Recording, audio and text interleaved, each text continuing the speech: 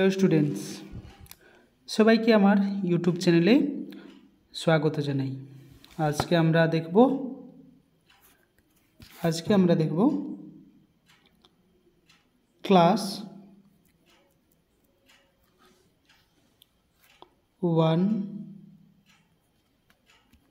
to 8। আজকে আমরা দেখব ক্লাস 1 to 8, মানে সেটা আমরা বুঝবো 1 to 5 और 6 to 8, 6 to 8। ঠিক আছে, আজকে বেঙ্গলি প্যাডাগোগি আমরা কিছু প্রশ্ন দেখব।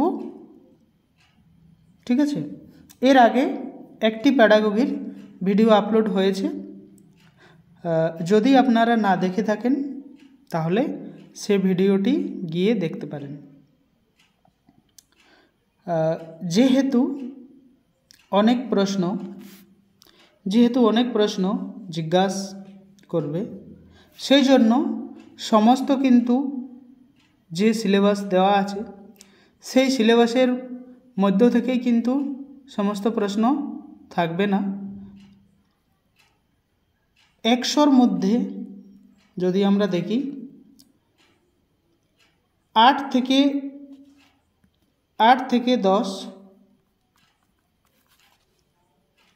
10 প্রশ্ন কিন্তু এই ধরনের থাকবে। ঠিক আছে, যেটি বুঝতে কিন্তু সবাই পারবে না সেটা। ঠিক আছে, সেটি প্যাডাগোগি থাকবে। তাহলে কিছু ভিডিও আমি করিয়ে থাকব যাতে কোনো অসুবিধা না হয়। বুঝতে যাতে কোনো সমস্যা না হয় তার জন্য। যারা চ্যানেলে নতুন অবশ্যই চ্যানেলটি সাবস্ক্রাইব করে রাখবেন, আর বাকি যে ফ্রেন্ড আছে তাদেরকে ভিডিওটি শেয়ার করে দেবেন। বাস এইটুকুই রিকোয়েস্ট আমি আপনাদেরকে করছি। তাহলে আমরা শুরু করব। এর আগের ভিডিওতে 1 থেকে দেখেছি 1 থেকে 25টি প্রশ্ন। আজকে দেখব আমরা 26 থেকে 40। আজকের ভিডিওতে দেখব আমরা 26 থেকে 40। এটি হচ্ছে ক্লাস 2, এটি হচ্ছে ক্লাস 1। ঠিক আছে, তাহলে আমরা শুরু করি।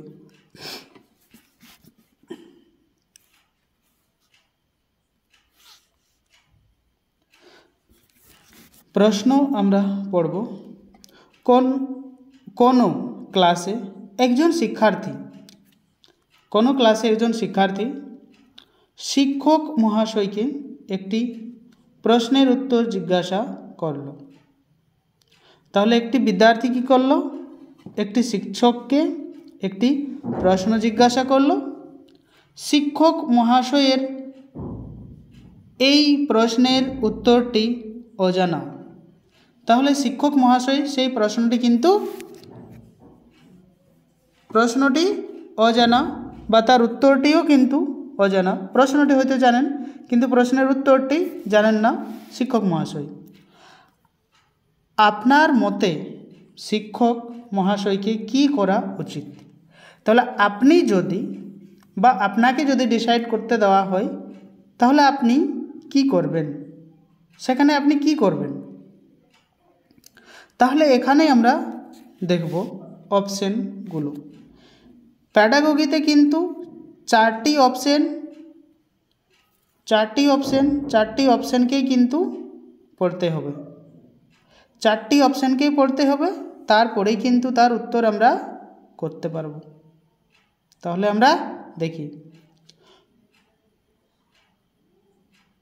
এই প্রশ্নের উত্তর জানতে চাওয়ার কারণে শিক্ষক মহাশয় শিক্ষার্থীকে ভর্ৎসনা করবেন না।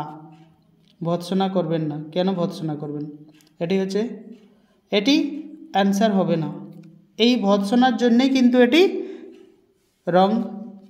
পড়ে বি নম্বর অপশন দেখব, শিক্ষার্থী প্রশ্নটিকে অবজ্ঞা করে পাঠদান চালিয়ে যাবেন। কেন অবজ্ঞা করবেন? অবজ্ঞা কেন করবেন? অবজ্ঞা করা যাবে না। ছেলেটি বা মেয়েটি কোশ্চেনটির উত্তর জানে না, আর সে জিজ্ঞাসা করলো, আর আপনি সেটি ছেড়ে চলে যাবেন, বাকি যে পড়াচ্ছেন সেটি কি শুরু করবেন? না, এটিও রং। পড়ে আসছি আমরা, শিক্ষার্থীকে বলবেন উত্তরটি পরে অনুসন্ধান করে বলবো। ঠিক আছে, মোটামুটি দেখা যাক পরের উত্তরটা কি বলছে। প্রশ্নের উত্তরটি সাথে সাথে বলতে না পারার কারণে লজ্জা পাবেন না। লজ্জা পাওয়ার কোনো কারণ নেই, লজ্জা পাওয়ার কোনো কারণ নেই। ঠিক আছে, না বলতে পারলে কি আছে, কোনো অসুবিধা নেই। তাহলে এর সঠিক উত্তর যদি আমরা দেখি, তাহলে কিন্তু এটির উত্তর হয়ে যাবে, এটির উত্তর হয়ে যাবে এটি। ঠিক আছে, এটির উত্তর হয়ে যাবে, শিক্ষার্থীকে বলবেন উত্তরটি পরে আমি অনুসন্ধান করব এবং তোমাকে বলে দেব। তাহলে এর সঠিক উত্তর হয়ে যাবে সি। সঠিক উত্তর কি হয়ে যাবে? সি। পরে 27 নম্বর প্রশ্নটি আমরা দেখব।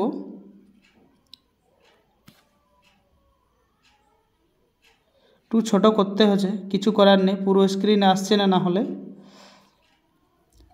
প্যাডাগোগি তো অনেক লম্বা হবে। ঠিক আছে,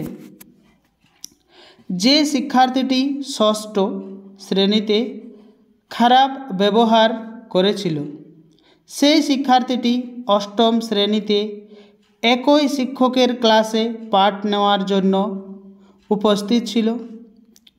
পূর্বের খারাপ ব্যবহারের কথা স্মরণ করে সে এই শিক্ষকের ক্লাসে সক্রিয় না হয়ে চুপচাপ বসে থাকতে শুরু করল। এই অবস্থায় শিক্ষক মহাশয় কি করবেন, বা শিক্ষক মহাশয়ের কী করণীয়? মানে একটা ষষ্ঠম 6 ক্লাসের বাচ্চা খুব কি করেছিল, তার সক্রিয় ছিল না, এবং সেটি অষ্টম ক্লাসে গিয়ে সে চুপচাপ, সেই শিক্ষকের ক্লাসেই সে বাচ্চাটি চুপচাপ ছিল। তাহলে আপনার করণীয় কি? তাহলে অপশানগুলো পড়তে হবে। শিক্ষার্থীকে এড়িয়ে যাওয়া না। এড়িয়ে কেন যাবেন? তার আগের দুর্ব্যবহারের বিষয়টি তাকে স্মরণ করিয়ে দেওয়া না। একটি ব্যক্তিগত আলোচনার মাধ্যমে তাকে আশ্বস্ত করা না। তার পিতামাতাকে ডেকে আগের ঘটনাটি জানিয়ে দেওয়া। যদি আমরা 27 নম্বর প্রশ্নের উত্তর দেখি, তাহলে কিন্তু সি অপশন হবে রাইট। একটি ব্যক্তিগত আলোচনার মাধ্যমে তাকে আশ্বস্ত করা। তাকে সব হল ক্লাসে এই ধরনের বক্তব্য দিয়ে তাকে লজ্জিত করা যাবে না। তাকে ডেকে ভালোভাবে বলা, বা তাকে সেখানে ক্লাস থেকে তাকে ভৎসনা করাও যাবে না। তাকে খুব ভালোভাবে বোঝাতে হবে এবং তাকে ব্যক্তিগতভাবে ডেকে তার ক্লাসের যে দুর্ব্যবহার ছিল সেটি কিন্তু তাকে ভালোভাবে বলতে হবে। পরে 28 নম্বর প্রশ্ন, আপনার ক্লাসের ছাত্র সুদীপ তার কৃষ্ণ বর্ণের জন্য, কৃষ্ণ বর্ণ মানে কালো, কালো, কৃষ্ণ বর্ণ মানে কালো, সহপাঠীদের দ্বারা বিরক্ত হচ্ছে। একজন শিক্ষক হিসেবে আপনার কি করা উচিত? তো একটি বাচ্চা কৃষ্ণবর্ণ মানে হচ্ছে কালো, তাকে তাদের যে সহপাঠী আছে তারা ঠিকভাবে তাকে দেখছে না, তাহলে সেইখানে আপনি কি করবেন? একটি শিক্ষক হিসাবে আপনি কি করবেন? ঠিক আছে, তাহলে বিষয়টি এড়িয়ে যাওয়া না, এড়িয়ে যাওয়া যাবে না। কেন এড়িয়ে যাবেন আপনি?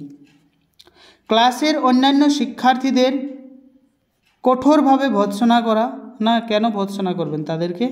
সুদীপকে এই বিষয়ে মনোযোগ দিতে বারণ করা। দেখা যাক, ব্যক্তিগত বৈষম্য বিষয়ে শ্রেণীতে বিশদ আলোচনা করা। তাহলে এখানে যদি আমরা 28 নম্বরের উত্তর দেখি, তাহলে ব্যক্তিগত বৈষম্যের বিষয়ে শ্রেণীতে বিশদ আলোচনা করা। তাহলে ব্যক্তিগত কোনো ব্যাপার নিয়ে সেখানে কিন্তু বিশদভাবে আলোচনা করতে হবে যে না, কৃষ্ণ বর্ণের হলেও কৃষ্ণকে সবাই ভগবান মানত। এইভাবে বিভিন্ন রকমভাবে কিন্তু তাকে একটু ভালোভাবে সবাইকে বোঝানোর দায়িত্ব কিন্তু থাকছে আপনার। ডি নম্বর হবে রাইট অ্যান্সার।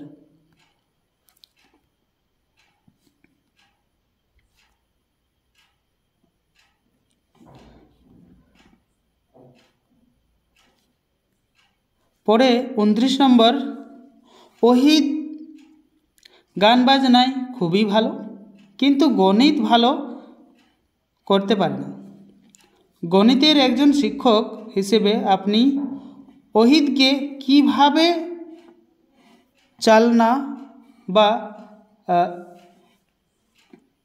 চালনা করবেন, মানে কিভাবে আপনি তাকে বোঝাবার চেষ্টা করবেন। সে অন্যান্য কাজে খুব ভালো, কিন্তু অঙ্ক সে পারে না। ঠিক আছে, তাহলে ওহিদকে বলবেন যে সঙ্গীতের কোনো ভবিষ্যৎ নেই। না, এটি কিন্তু বলা যাবে না।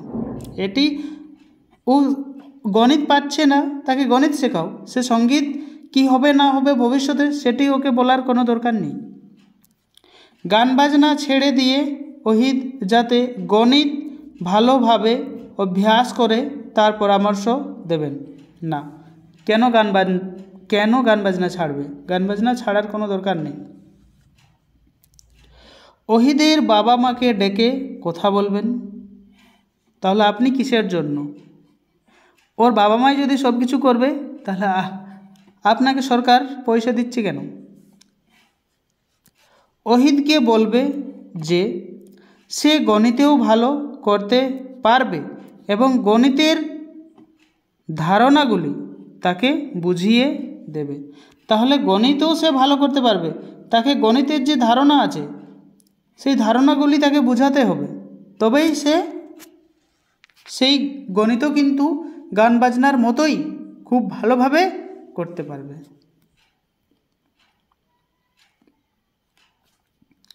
পরের প্রশ্ন 30 নম্বর,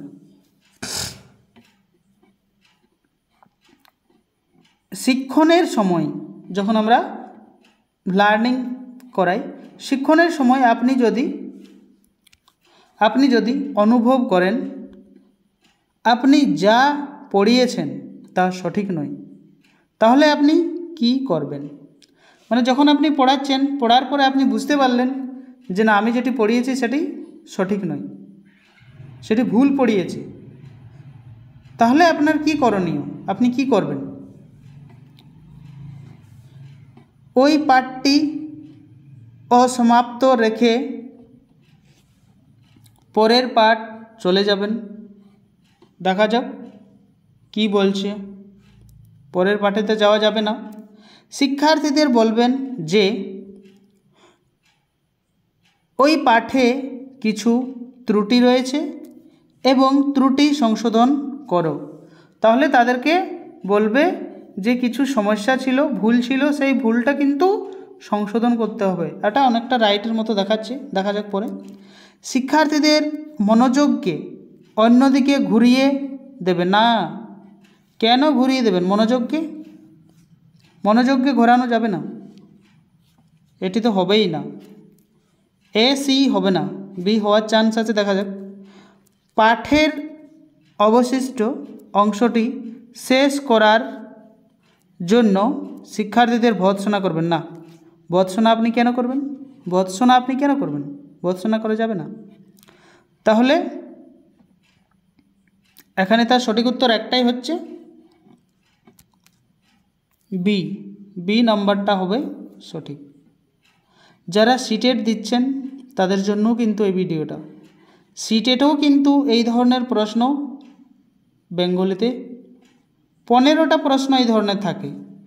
টোটাল থাকছে 30 থেকে 15 ভাগ হয়, 15 ভাগ হয়।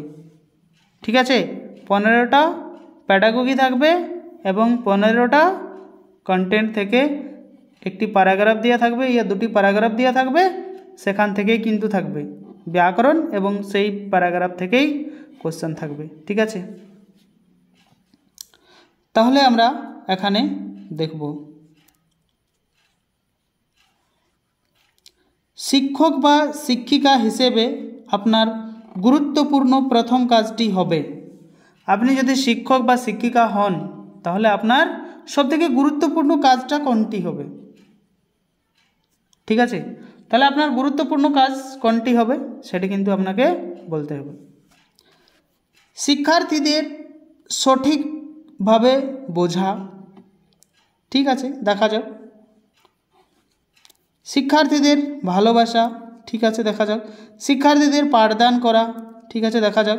শিক্ষার্থীদের অতিরিক্ত প্রশ্রয় দেওয়া, অতিরিক্ত প্রশ্রয় কিন্তু দেওয়া যাবে না। তাহলে 31-এর সঠিক উত্তর হয়ে যাবে তাদেরকে সঠিকভাবে বোঝা।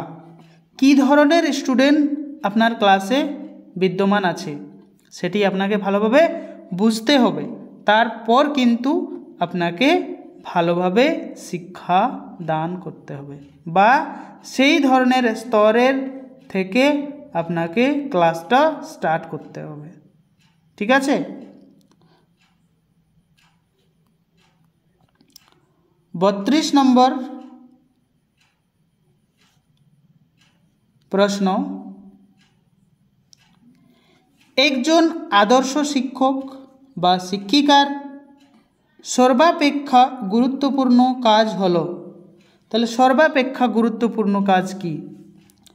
কয়েকটি গবেষণামূলক পত্রিকা প্রকাশ করা? না। প্রধান শিক্ষক বা শিক্ষিকাকে সহযোগিতা করা? শিক্ষণের উদ্দেশ্য নিরূপণ করা? নির্দিষ্ট সময়ের মধ্যে পাঠ্যসূচি শেষ করা? তাহলে 32-এর সঠিক উত্তর যদি দেখা যায় তাহলে হয়ে যাবে শিক্ষণের উদ্দেশ্য নিরূপণ করা। শিক্ষণের উদ্দেশ্য নিরূপণ করা, এই সঠিক উত্তর হয়ে যাবে নাম্বার সি। ঠিক আছে, 33 নম্বর প্রশ্নকে আমরা একবার দেখব। আপনার মতে শিক্ষার প্রধান লক্ষ্য হিসেবে নিচের কোনটিকে প্রাধান্য দেওয়া উচিত? শিক্ষার সুযোগ সৃষ্টি করা। ঠিক আছে, শিক্ষার্থীদের কর্মমুখী শিক্ষাদান করা। ঠিক আছে, শিক্ষার্থীদের মধ্যে আত্মবিশ্বাস বাড়িয়ে তোলা। সব ঠিক আছে, কিন্তু এখানে সবথেকে সঠিক কোনটা সেটাই আমরাকে চুনাও করতে হবে। প্যাডাগোগির এটাই হচ্ছে আসল উদ্দেশ্য। শিক্ষার্থীদের পরবর্তী শ্রেণীতে উত্তীর্ণ করে দেওয়া। শিক্ষার্থীদের পরবর্তী ক্লাসে উত্তীর্ণ করা, এটাই কি সবথেকে আমাদের প্রাধান্য দেওয়া উচিত? তাহলে কোনটিতে আমাদের সবথেকে প্রাধান্য দেওয়া উচিত সেটি আমাদেরকে জানতে হবে। তাহলে আমাদের জানতে হবে বা শিক্ষার্থীদের শিক্ষা এটাই দিতে হবে যে তাদের মধ্যে যে আত্মবিশ্বাস সেইটি কিন্তু সবথেকে বেশি ইম্পর্টেন্ট আমরা বুঝতে পারছি। তাহলে সি নম্বর হবে তার সঠিক উত্তর। এইবার যদি তাকে আমরা আত্মবিশ্বাসটা তাদের বাড়িয়ে দিতে পারি তাহলে কিন্তু সেই শিক্ষার্থী কখনো পিছিয়ে আর থাকবে না।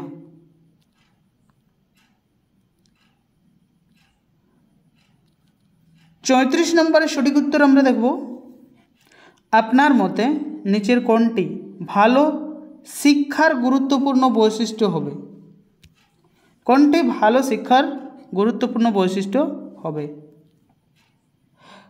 প্রত্যেকের সঙ্গে সুসম্পর্ক বজায় রাখা, ঠিক আছে, দেখা যাক। আদর্শ শিক্ষক ও আদর্শ বিদ্যালয়ের পরিবেশ, ঠিক আছে। নিয়মিত শ্রেণী শিক্ষণের ব্যবস্থা ও পরীক্ষা নেওয়া, শ্রেণীকক্ষের দেওয়ালে ভালো রং লাগানো না। তাহলে 34 নম্বরের সঠিক উত্তর যদি আমরা দেখি, তাহলে আদর্শ শিক্ষক ও আদর্শ বিদ্যালয়ের পরিবেশ কিন্তু আপনাকে সেখানে দিতে হবে। বি নম্বর রাইট আনসার।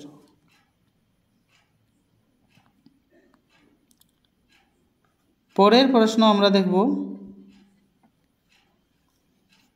শিক্ষার্থীর কাছে শিক্ষা বোঝা স্বরূপ হয়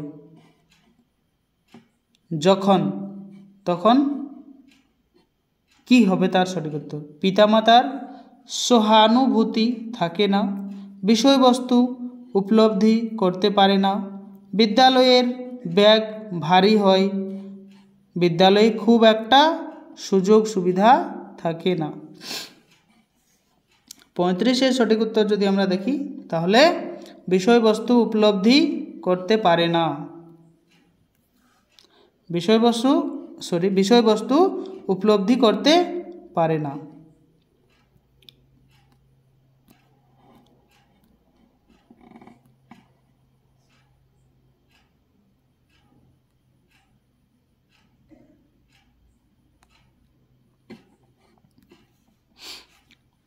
অষ্টম শ্রেণীর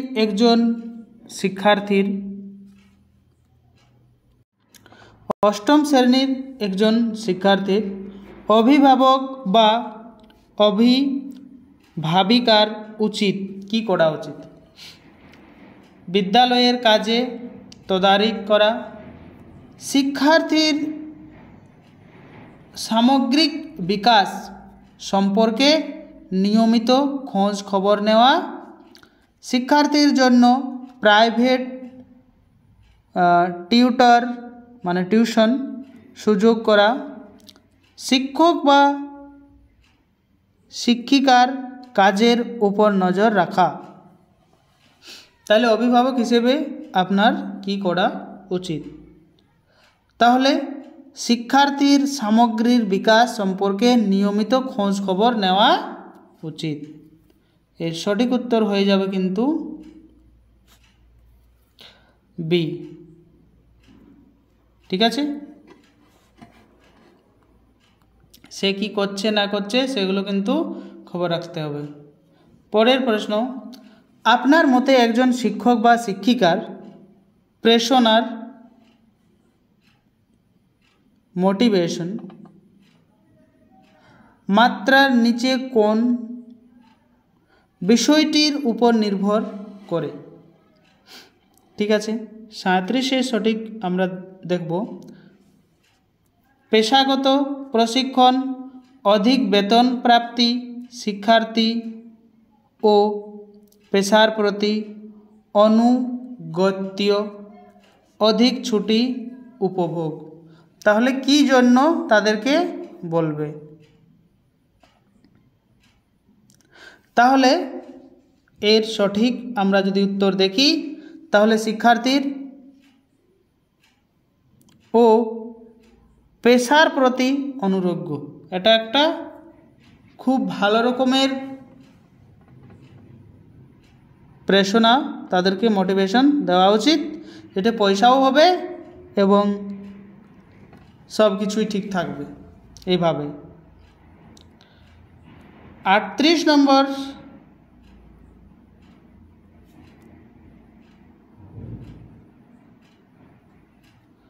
প্রশ্নকে আমরা দেখব, নিচের কোন বিষয়টির প্রেক্ষিতে আপনি একজন শিক্ষক বা শিক্ষিকাকে আদর্শ শিক্ষক বা আদর্শ শিক্ষিকা হিসেবে বিবেচনা করবেন? শিক্ষার্থীদের উৎসাহিত করার জন্য, শিক্ষার্থীদের সঙ্গে বন্ধুর মতো মেলামেশা করবার জন্য, সঠিক সময়ে শ্রেণীতে উপস্থিত হওয়ার জন্য, শিক্ষার্থীদের প্রতি বিষয়ে ভালোভাবে পড়ানোর জন্য। তাহলে আদর্শ শিক্ষক হিসাবে বা শিক্ষিকা হিসাবে আপনি কি করতে চান? তাহলে তাদেরকে কি করতে হবে? শিক্ষার্থীদের প্রতিটি বিষয়ে ভালোভাবে পড়ানোর জন্য করতে হবে। 39 নম্বর,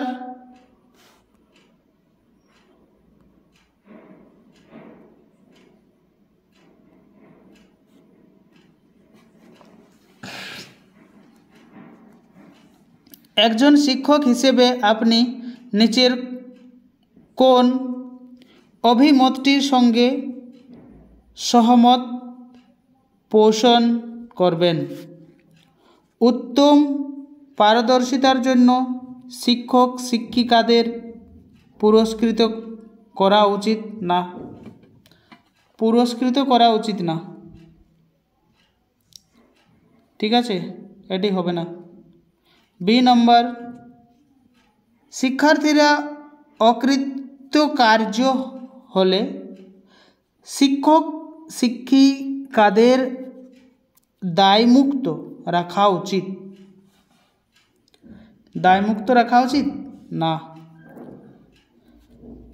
শিক্ষক শিক্ষিকাদের একটু অন্য চোখে দেখা উচিত। অন্য চোখে কেন দেখবেন? শিক্ষক শিক্ষিকাদের সময়োপযোগী যথাযথ প্রশিক্ষণের ব্যবস্থা করা উচিত। এটি হবে রাইট অ্যান্সার ডি। সময়টাকে তাদের যথাযথভাবে কাজে লাগাবার চেষ্টা করতে হবে প্রতিটা স্টুডেন্টদের। আজকের লাস্ট প্রশ্ন। এই প্রশ্নটির উত্তর কিন্তু আমি বলবো না, এটির উত্তর কিন্তু কমেন্টে লিখতে হবে। ঠিক আছে, কমেন্টে লিখতে হবে। Question number 40, answer ABC। Question number 40, answer ABC। কতটা বুঝতে পারলে সেটাই এখানে পরীক্ষা হবে। ঠিক আছে, কোশ্চেনটা একবার পড়ি আমি। আপনার মতে নিচের কোনটি শিক্ষার্থীদের পড়াশোনার কঠিনতার সহায়ক ভূমিকা নিতে পারে? বিদ্যালয়ে গ্রন্থাগার যাওয়ার জন্য পরামর্শ দেওয়া যেতে পারে। আমি কোনো রিঅ্যাকশন দেব না, কোনটা উত্তর হবে আপনাদেরকে বলতে হবে বা কমেন্টে সেটা লিখতে হবে। শিক্ষার্থীদের প্রাইভেট টিউশন নেওয়ার পরামর্শ দেওয়া যেতে পারে। প্রতিভামূলক প্রশিক্ষণের ব্যবস্থা করা যেতে পারে। শিক্ষার্থীরা যাতে অধিক খেটে পড়াশোনা করে সেই বিষয়ে পরামর্শ দেওয়া যেতে পারে। তাহলে এর সঠিক উত্তর কোনটি হবে কমেন্টে অবশ্যই লিখবে। Q40 space ABC, ABCD। এইভাবে কিন্তু ABCD কোনটি হবে সঠিক। যদি A তাহলে A লিখবে, B হলে B, C হলে C, D হলে D। এভাবে কিন্তু লিখতে হবে। ঠিক আছে, কারো কিছু অসুবিধা হলে এই নাম্বারটি দেওয়া আছে, সেই নাম্বারে হোয়াটসঅ্যাপ করে তার সমাধান করতে পারেন, মানে সমাধান নিতে পারেন। ঠিক আছে, নাম্বারটা একবার আমি দিয়ে দিচ্ছি, 9199154669। ঠিক আছে, কোনো কিছু সমস্যা থাকলে সেখান থেকে এই হোয়াটসঅ্যাপে জিজ্ঞাসা করতে পারেন। তাহলে ভিডিও পুরো দেখার জন্য সবাইকে তো ধন্যবাদ দিতেই হবে। আর ভালোভাবে পড়াশোনা করুন। জানুয়ারিতে এক্সাম হওয়ার সম্ভাবনা দিয়েছে, জানি না কবে থেকে শুরু হবে। ঝাড়খণ্ড সরকার কি করে দেখা যাক, তবে এক্সাম হবে সেটি ঠিক, কিন্তু কবে হবে তার কোনো ঠিক নেই, বা সেটি তো একটা লম্বা প্রসেস চলবে, যেহেতু সেটি কম্পিউটার বেসে হবে। ঠিক আছে, একদিনে বা দুদিনে এক্সাম শেষ হবে না, কমসে কম 14-15 দিন তো লাগবেই আশা করছি। ঠিক আছে, তারপর কিভাবে ব্যবস্থা নিয়েছে ঝাড়খণ্ড সরকার সেটার উপর অনেকটা ডিপেন্ড করবে। তাহলে যারা চ্যানেলে নতুন, চ্যানেলটিকে অবশ্যই সাবস্ক্রাইব করে রাখবেন, তাহলে নতুন নতুন ভিডিওর আপডেট কিন্তু ইউটিউব যে নোটিফিকেশন থাকে সেখানে কিন্তু পৌঁছে যাবে, সেখানে চেক করার পর সেই ভিডিও গিয়ে দেখতে পারেন। তাহলে সবাইকে অনেক অনেক ধন্যবাদ, থ্যাংক ইউ।